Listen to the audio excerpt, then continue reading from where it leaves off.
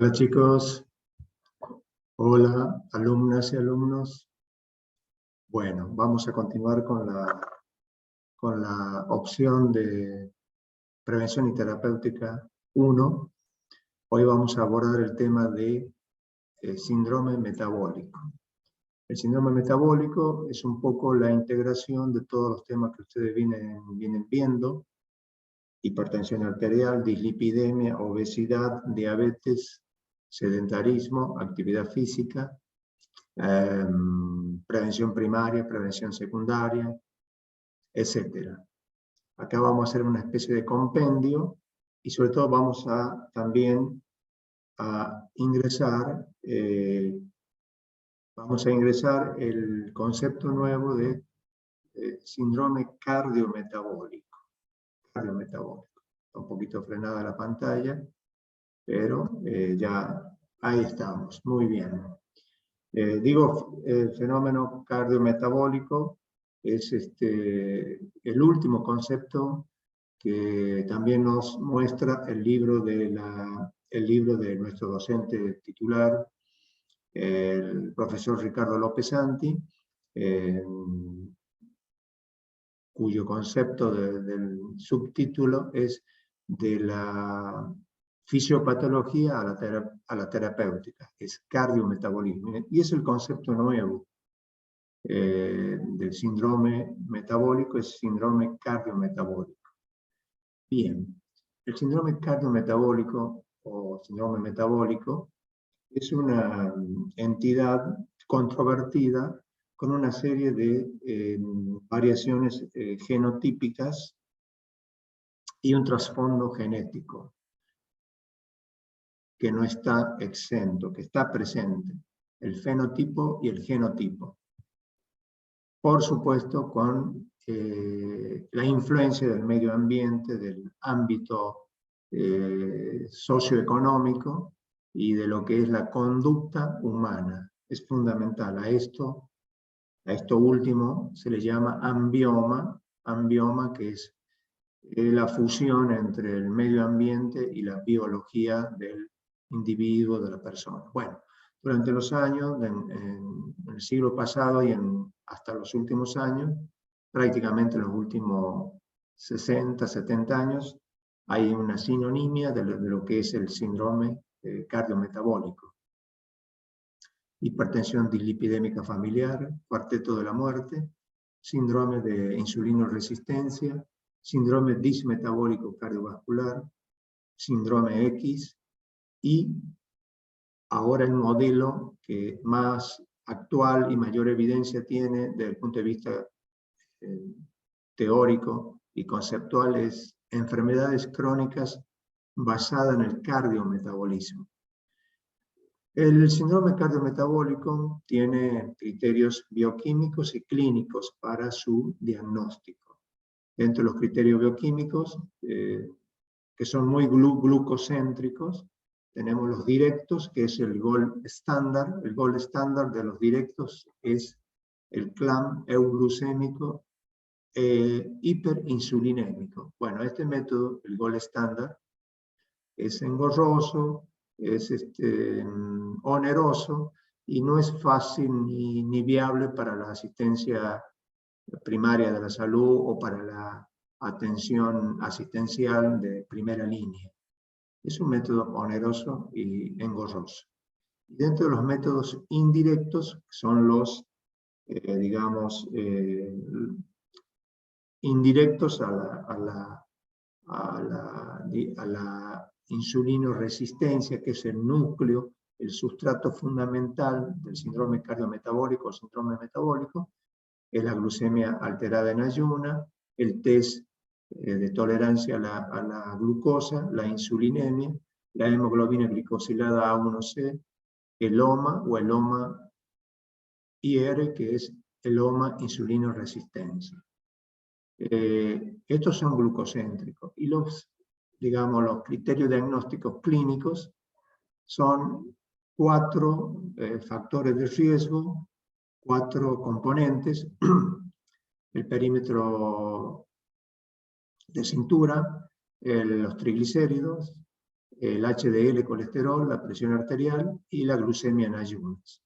Respecto a la prevalencia, podemos decir que hay dos modelos desde el punto de vista epidemiológico, el modelo aditivo y el modelo multiplicativo. Pero hay una disparidad. Estas compilaciones de poblaciones que se tomaron prácticamente de todos los continentes, los 5 continentes, todas las regiones del mundo, era una muestra poblacional de cerca de 9.000 individuos pacientes, que por supuesto hay una disparidad en la prevalencia por los factores metodológicos y los factores biológicos, pero sí hay algo que unificaba a las muestras con los resultados, en eso había coincidencia, era en el sexo y en la edad. A mayor edad, mayor prevalencia del síndrome cardiometabólico. Bueno, tenemos el estudio NANES, que es una encuesta de salud y de nutrición, el NANES 3, sobre la prevalencia en el mundo. Y acá vemos que este estudio registró ambos sexos y diversos grupos étnicos. Es un estudio realizado fundamentalmente en Estados Unidos, en la población de Estados Unidos, con los diversos grupos étnicos y los dos sexos. Bien, vemos que el total entre hombres y mujeres está en lo que es la prevalencia del síndrome cardiometabólico, que está cerca del 34%, es la población hispano-americana, arraigada ya, asentada en Estados Unidos. Luego, en segundo lugar, están los caucásicos, que son los anglosajones. En tercer lugar están los afroamericanos. Y por último, otros grupos étnicos. En cambio, entre los varones tenemos el primer grupo, siguen siendo los hispánicos, que están aproximadamente en una prevalencia del 27%. El segundo grupo acá son los anglosajones, caucásicos. El tercer grupo son otros grupos étnicos. Y el último grupo en prevalencia, que está cerca del 17%, son los varones afroamericanos. Son los que menor prevalencia tienen los afroamericanos en Estados Unidos. Bien. El impacto de los factores de riesgo, esto para poner en evidencia el modelo epidemiológico multiplicativo o sinergístico, y no el sumativo o el aditivo. Acá lo que tiene valor es a partir de 1 el índice de probabilidad. Así vemos que tenemos, por ejemplo, tabaquismo 2.9, diabetes 2.4, hipertensión 1.9. Bueno, si acá sumamos diabetes más tabaquismo más hipertensión arterial, tenemos tres factores de riesgo. No nos da 3, no nos da 1 más 1 más 1, 3, sino nos da 13. 13 porque es sinergístico, es exponencial, es multiplicativo. En cambio, si le agregamos a estos 3 factores la ApoB, que es una lipoproteína muy agresiva, muy lesiva, muy heterogénica, o la ApoA1, ya tenemos 4 factores de riesgo y no nos da 4, nos da 42.3, y si a esto le agregamos la obesidad, no tenemos 5 y tenemos ya 182. Ese es el resultado epidemiológico desde el punto de vista exponencial.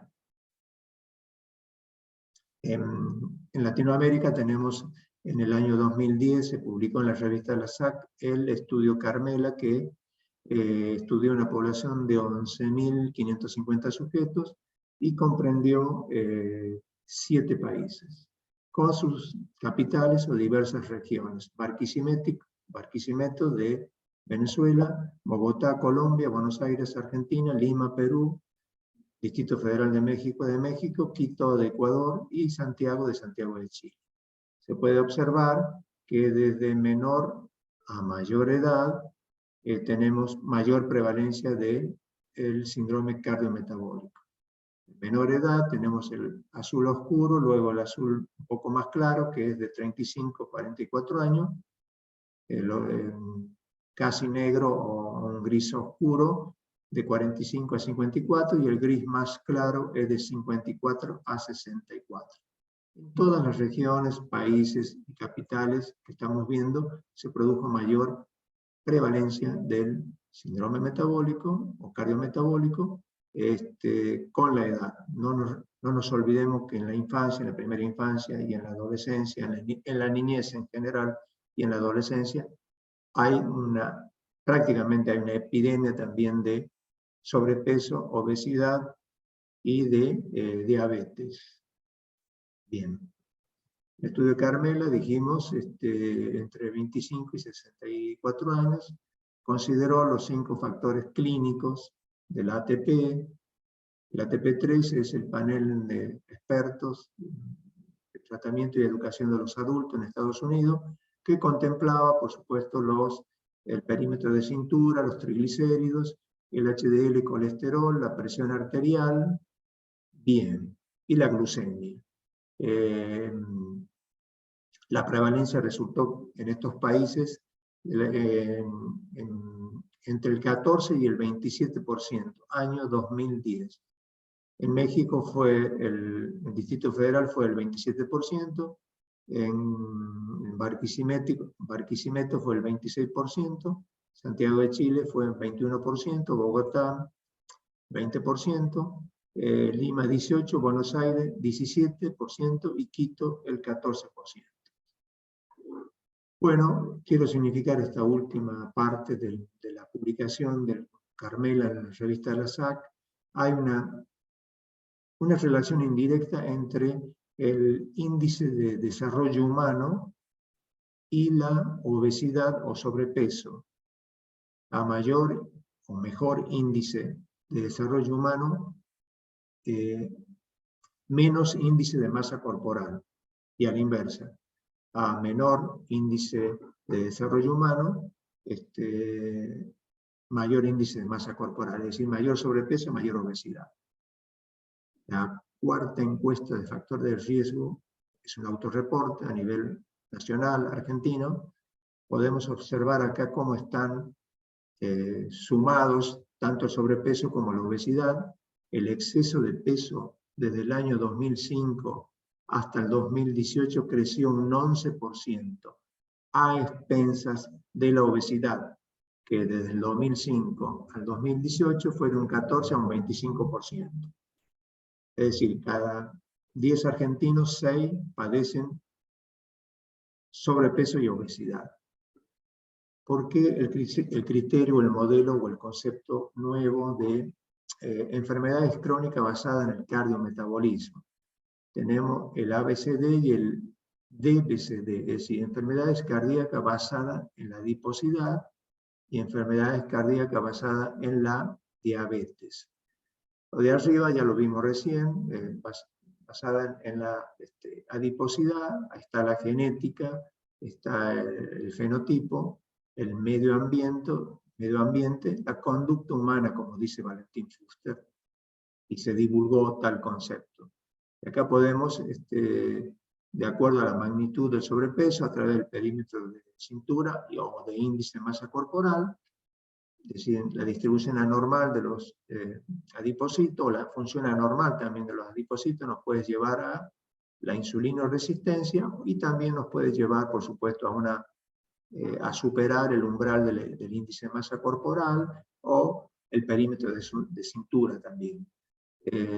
También hay parámetros bioquímicos como curva de tolerancia a la ingesta de glucosa alterada, glucemia en ayuno alterada, OMA, etc. Son luego, con sus estadios y complicaciones cardiometabólicas. El sustrato orgánico o de entidad orgánica cardiológica es la cardiopatía isquémica, insuficiencia coronaria, la insuficiencia cardíaca y la fibrilación auricular. Decíamos que estas cuestiones inherentes a la normalidad y el funcionamiento del adipocito llevan a una resistencia a la insulina, y aquí estamos en el sustrato principal. La resistencia a la insulina es el sustrato principal de del cardiometabolismo o síndrome metabólico. Puede haber resistencia a la insulina en la prediabetes, es decir, antes que se altere la glucemia en ayunas u otros indicadores bioquímicos, puede haber resistencia a la insulina. Esto puede conlleva prediabetes a una diabetes, y la diabetes también conlleva a lesiones microvasculares o macrovasculares. Pero la resistencia a la insulina directamente puede debutar sin tanta evolución de pre a diabetes como un problema macrovascular. Y la prediabetes también puede ya empezar como un fenómeno microvascular. Esto es para evidenciar la insuficiencia de los tratamientos cardioprotectores en estos países de Sudamérica: Argentina, Brasil, Chile y Colombia. Con color violeta tenemos los que están sin medicación prácticamente en Argentina, y el total, y en Chile fundamentalmente es el 33% o un tercio de la población está sin medicación. Pacientes cardiópatas isquémicos o cardiópatas en general. Luego, con un fármaco, es el color rosa, con 2 fármacos es el color gris oscuro, y con 3 fármacos, que sería lo ideal, por eso los tratamientos cardioprotectores son insuficientes. Con 3 fármacos es el menor porcentaje, apenas, digamos, un 15%, 14%, 20%, etc. Establecer un diagnóstico diferencial no un diagnóstico diferencial, sino digamos, el índice de masa corporal no es que resulta de el peso sobre la altura al cuadrado, y que sabemos que a partir de 30 kilos por metro cuadrado estamos hablando de obesidad, o arriba de 25 estamos hablando de sobrepeso, pero parece que con los imágenes de resonancia nuclear magnética demostraron que lo que interesa es la cantidad de grasa visceral, la grasa del adipocito blanco. Y esto confunde, porque si vemos esta estructura que parece una persona ancha, que uno supone que puede ser por el índice de masa corporal de 30, que ya está en la barrera entre sobrepeso y obesidad, sin embargo la grasa visceral fue 0,88 litros por metro cuadrado. En cambio, esta persona, que pareciera más delgada, más fina en su estructura, tenía un índice de masa corporal de 25, pero la resonancia nuclear magnética detectó y capta como grasa visceral 258, es decir, que tiene casi 3 veces más que esta estructura. Entonces, muchas veces el índice de masa corporal, por la cuestión muscular, termina siendo sesgado. Entonces acá tenemos que basarnos en esto, en el perímetro de cintura, que una de las mediciones más simples es con la cinta métrica. A partir del ombligo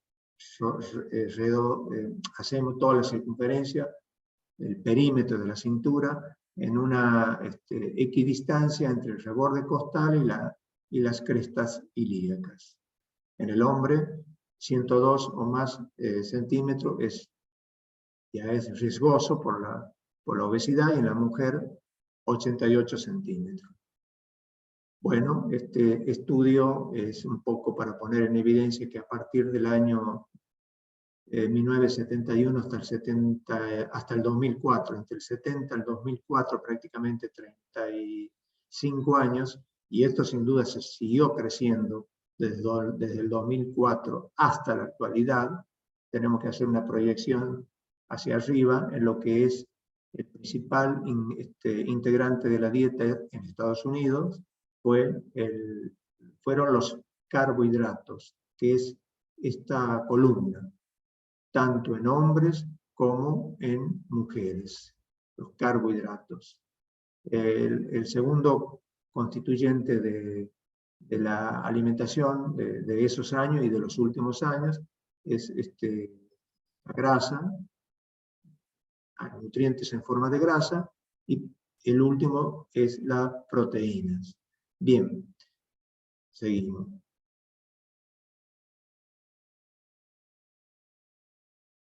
A ver, vamos a volver, que se nos pasó un poquito. Perdón, ahí está. Bueno, estas entidades que son la Organización Mundial de la Salud, la Sociedad Internacional de Insulinoresistencia, el ATP3, que lo vimos recién, la American Heart Association, el Instituto del Corazón, la Sangre y el Pulmón de Estados Unidos y la Federación Internacional de Diabetes, cada uno contempla y trata de armonizar los componentes y los factores de riesgo para determinar el diagnóstico de síndrome metabólico, en el caso nuestro de cardiometabolismo. Pero nosotros nos basamos en lo que establece la ATP3, que son parámetros de cintura igual o mayor de 102 centímetros en el hombre, con los varones, y mayor de 88 centímetros en las mujeres. Los triglicéridos, para que tenga valor ya de factor de riesgo, tiene que ser igual o menor de 150 miligramos por decilitro, el HDL menor de 40 en el varón y menor de 50 en las mujeres, la presión arterial igual o mayor de 130 a 85, glucemia en ayunas, tomamos lo que nos dice la American Heart Association o la Federación Internacional de Diabetes, cuyos valores o punto de corte de glucemia es de 100 miligramos por decilitro. Muy bien, entonces, en conclusión, el síndrome cardiometabólico toma como, repetimos, como parámetro el perímetro de cintura igual o mayor de 88 para la mujer, igual o mayor de 102 centímetros para el hombre. En esto hay que considerar que el síndrome cardiometabólico se incluye al tratamiento de los pacientes hipertensos y al tratamiento de los pacientes hiperglucémicos. Están las cifras que vimos recién, no la vamos a repetir, ustedes sí la tienen que repasar. Estamos frente a un síndrome metabólico, es la pregunta de examen, obesidad visceral con los parámetros del perímetro de cintura, el HDL colesterol, ya sea para el hombre o para la mujer, cuánto es la medida de miligramos por decilitro, cuánto es la cantidad de triglicéridos, la hipertensión arterial, cuáles son las cifras, y en este caso son subrogantes, porque la insulina, la resistencia a la insulina, si bien es el sustrato bioquímico fundamental del síndrome cardiometabólico, pero son los subrogantes los que tenemos que tener en cuenta, fundamentalmente la glucemia en ayunas. Esto es simplemente para repasar que una hiperglucemia o las dos, con la dislipidemia, que puede ser hipertrigliceridemia, o HDL baja en el hombre o en la mujer, puede llevar a una disfunción endotelial juntamente con la inflamación. La disfunción endotelial puede también provocar o conlleva a una hipertensión arterial, y a su vez la obesidad visceral también alimenta o nutre, agrava la disfunción endotelial. La obesidad visceral también conlleva a la inflamación, la hipertensión también conlleva a la inflamación. Recordemos que en la obesidad hay un estado inflamatorio crónico de bajo grado. También hay un estado protrombótico y una enfermedad vascular aterotrombótica. Bien, la obesidad trabaja provocando una fibrinolisis alterada, una coagulación alterada y una hiperactividad plaquetaria. Conclusión, tendencia protrombótica. Estos son todos los, digamos, las causas más frecuentes detectadas en individuos que presentan insulinoresistencia, sobrepeso, sedentarismo, ya vimos lo que es el perímetro de cintura, familiares en primer grado portadores de diabetes 2, el síndrome del ovario poliquístico, el SOP, diabetes gestacional, hijos con alto peso al nacer, edad mayor de 45 años, bueno, vimos glucemia en ayunas, presión arterial, niveles de colesterol, triglicéridos plasmáticos. Estos son cómo se comportan, decíamos que la grasa visceral es un órgano endocrino, toda la grasa que rodea los riñones, más otro tipo de grasa también, pero de adipocitos blancos que constituyen gran parte del abdomen, es un órgano endocrino con secreción de sustancias proinflamatorias y protrombóticas. Con una que está en verde porque es insulino estimulante, insulino sensibilizante. En cambio las demás son insulino resistente o integran el círculo de activación de la insulino resistencia, ya sea a nivel a nivel vascular, hay citoquinas, hay PAI, hay angiotensinógeno, a nivel del hígado, a nivel del músculo, a nivel del cerebro. Estos son los otros factores que no entran en el síndrome metabólico, pero que acompañan muy a menudo el síndrome metabólico. Hiperuricemia, alteraciones lipídicas, ya lo vimos, esto lo vieron con el colega docente Ruize, el aumento de la ApoB y las otras partículas aterogénicas, la hipercoagulabilidad, marcadores y citoquímicas inflamatorias, citoquinas inflamatorias, aumento de la PCR, fundamentalmente, reducción de la adiponectina, que es la insulino sensibilizante. Bueno, y luego tenemos estimulación simpático-adrenal, esteatosis hepática, que es el hígado graso, apnea del sueño y ovario poliquístico. La obesidad visceral se entrelaza con todas estas patologías que pueden ser expresión clínica visible en el momento de la consulta del paciente. Enfermedad cardíaca, litiasis biliar, daño psicosocial, síndrome cardiometabólico, diabetes, hipertensión arterial, ABC con cáncer, dislipidemia, apnea del sueño. Este cuadro es para que lo analicen cómo todo se interrelaciona y a partir de hiperglucemia, hiperlipidemia, hiperinsulinemia, cómo a través del sustrato bioquímico principal, que es la insulinoresistencia, tenemos como conclusión final el mecanismo de desarrollo de factores de riesgo que lleva a diabetes tipo 2, dislipidemia e hipertensión. Tenemos la comparación de dos volúmenes o cantidades de LDL, que es la lipoproteína de baja densidad. En ambos frasquitos de laboratorio tenemos una obtención de 140 miligramos por decilitro. Pero acá hay una diferencia fundamental. En este caso tenemos síndrome metabólico. ¿Por qué? Porque hay partículas pequeñas y densas, partículas más pequeñas y densas, con la adhesión de ApoB, que significa mayor riesgo cardiovascular. En cambio, teniendo en este otro frasco, otro paciente tiene síndrome metabólico negativo. ¿Por qué? Hay menos partículas pequeñas, son más grandes las partículas, y tiene menor adhesión o casi ninguna adhesión de ApoB, lo que significa menos riesgo cardiovascular. En la práctica clínica realizó estudios de ultrasonido de carótida y cardiovascular, pero bueno, esta es una placa aterosclerótica extraída por cardiocirujano hace 3 o 4 años. Fue del diagnóstico, que es muy importante, el estudio de carótida como órgano blanco. Carótida interna izquierda, había una obstrucción de ecorefringencia compatible con de aspecto blando y fibrolipídico.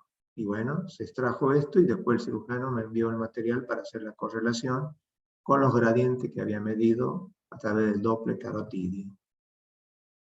un aspecto fundamental desde el punto de vista epidemiológico es que la presencia del síndrome metabólico, cardiometabólico, incrementa hasta 5 veces el riesgo de desarrollar diabetes tipo 2, 5 veces de desarrollar diabetes tipo 2 y 3 veces el riesgo de enfermedad cardiovascular. Esta es pregunta de examen. Decíamos al principio que la genética y el fenotipo, pero la genética, que es sustrato de las variedades de fenotipo, carga el cañón y los malos hábitos, es decir, la conducta humana, disparan el gatillo.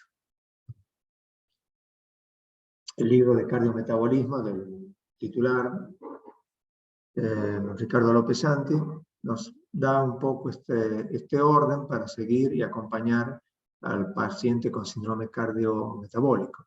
Hay que sensibilizar y concientizar, hay que tener paciencia, hay que generar una estrategia sustentable, para eso hay que interiorizarse del individuo, de la persona, del paciente, no estigmatizar, no culpabilizar, tener empatía, acompañarlo, establecer metas de corto plazo, motivarlo y acompañar al cambio. No metas de largo plazo ni grandes desafíos. Monitorear los avances. Es fundamental la educación continua y acompañamiento del paciente. La parábola de los ciegos y el elefante nos quiere significar que en una aldea llegó un día un animal que no conocían. En la aldea eran todos ciegos, pero llamaron a los más sabios. Esta es una parábola india o hindú. Bueno, llegaron los 5 sabios y le dijeron que cada uno toque al elefante para que después expliquen, y en reunión de sabios expliquen qué era el elefante al resto de los ciegos. Y bueno, uno tocó acá la trompa, tocó el colmillo, tocó la oreja, tocó la pata del elefante, hay otro que tocó la panza y tocó la cola. Cuando volvieron y le preguntaron en reunión con cacique o el mandamás, cacique es muy indígena, pero el mandamás de esa aldea hindú, bueno, el que tocó la cola dijo que el elefante es como una cuerda. El que tocó la pata, el ciego sabio que tocó la pata, dice, es como el tronco de un árbol. El que tocó el colmillo dijo, el elefante es como una espada o como un cuchillo filoso. El que tocó la trompa dijo, es una serpiente. Importante entender que no hay que analizar al paciente como un rompecabezas. No tenemos que ser ciegos, tenemos que tener una mirada integral. No pensar únicamente en su diabetes o en sus triglicéridos o en su presión arterial. Hay que ver todo el aspecto en forma integral. Por supuesto que hay tratamiento, depende de cada factor de riesgo en su magnitud. La obesidad también tiene tratamiento farmacológico y quirúrgico, en fin. Pero si hay algo que es fundamental, es el ABC para todo, pueden observar que es la actividad física, que tiene incidencia sobre la insulinoresistencia, sobre la obesidad abdominal, sobre la trombosis, sobre la inflamación sistémica, sobre la hipertensión arterial y sobre la dislipidemia aterogénica. Es decir, el ejercicio aeróbico de moderada intensidad, más de 5 días por semana, digamos, puede ser inclusive 5 días o 6 días, 30 minutos por día, 5 por 3, 15, si son 5 días son 150 minutos a la semana, o puede ir a 200 minutos, mientras más entrenamiento y más tiempo dedicado a la actividad física, mayor repercusión en todos estos aspectos analizados. Los interrogantes que nos quedan para el futuro son mayor cantidad de estudios prospectivos, nosotros vamos a considerar como números mínimos de criterios del síndrome cardiometabólico 3. A partir de 3 o más criterios de síndrome metabólico podemos diagnosticar síndrome cardiometabólico. Hay algunas escuelas o guías o textos que consideran que con 2 es suficiente. Nosotros, a los fines de esta materia y del pregunta del examen, son por lo menos 3 factores de riesgo. Bueno, este último punto quiero considerar que es un desafío. ¿Por qué no entra en ninguna tabla de score de riesgo cardiovascular? Todavía no entran, o por lo menos no están difundidas en forma masiva, los triglicéridos, por ejemplo, o el perímetro de cintura. Celebremos la ley de etiquetado frontal, sancionada el 26 de octubre, hace 3 días.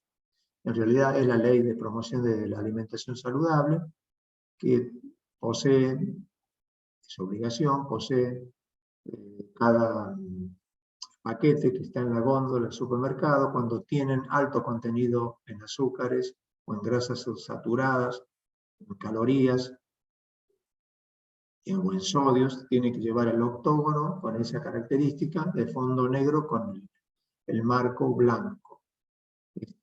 Por lo menos debe ocupar no menos del 5% del paquete. Y esto va a traer un gran efecto de disminuir un poco, mejorar la alimentación saludable y disminuir la prevalencia y la incidencia del síndrome cardiometabólico. Esto se ha demostrado ya en algunos países que aplicaron esta ley, la ley de promoción de alimentos saludables. Esto se nota en Chile, en Uruguay, en Perú y en México. Bueno, estos son los textos que ustedes pueden recurrir. Fundamentalmente el libro que es para nosotros es la Biblia del cardiometabolismo, de la fisiopatología de la terapéutica, de nuestro colega titular Ricardo López Santi y colaboradores. Muy bien, chicos y chicas, muchísimas gracias y mantendremos contacto próximamente. También le agregaré a esta actividad las tareas, que será un sistema de múltiples respuestas, así que eso lo van a encontrar junto con esta charla.